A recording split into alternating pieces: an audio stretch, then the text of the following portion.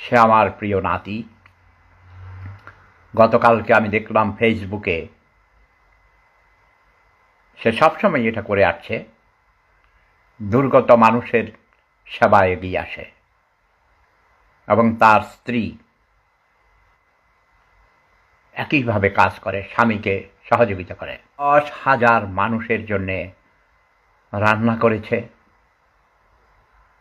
এবং বন্যা উপদ্রুত মানুষদের খাইয়েছে। আমি সব খবর জানি, প্রত্যেক গ্রামের মানুষদের সাথে আমার কথা হয়েছে।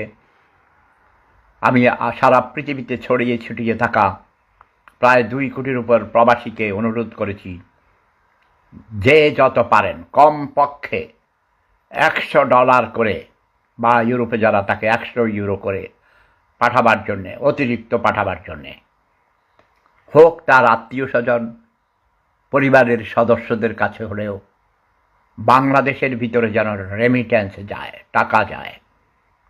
এবং দেখা গেছে আমার মনে হয় দেশ স্বাধীন হওয়ার পর এ মাসেই সবচেয়ে বেশি রেকর্ড ব্রেক করেছে। কত বিলিয়ন ডলার বাংলাদেশে গিয়েছে আমি জানি না। আমিও পাঠিয়েছি আমার মতো করে। ত্রাণ সাহায্য দেওয়া হয়েছে, এখন পানি নেমে গেছে, সব পানি নেমে যায়নি, নেমে যাচ্ছে। এই সময়টাই বেশি অভাব থাকবে, কারণ মানুষের ঘরে খাদ্য নেই। কলেরা মহামারী দেখা দিবে, বিভিন্ন ধরনের রোগ, বিশেষ করে শিশুদের প্রতি খুবই কেয়ারফুল থাকতে হবে।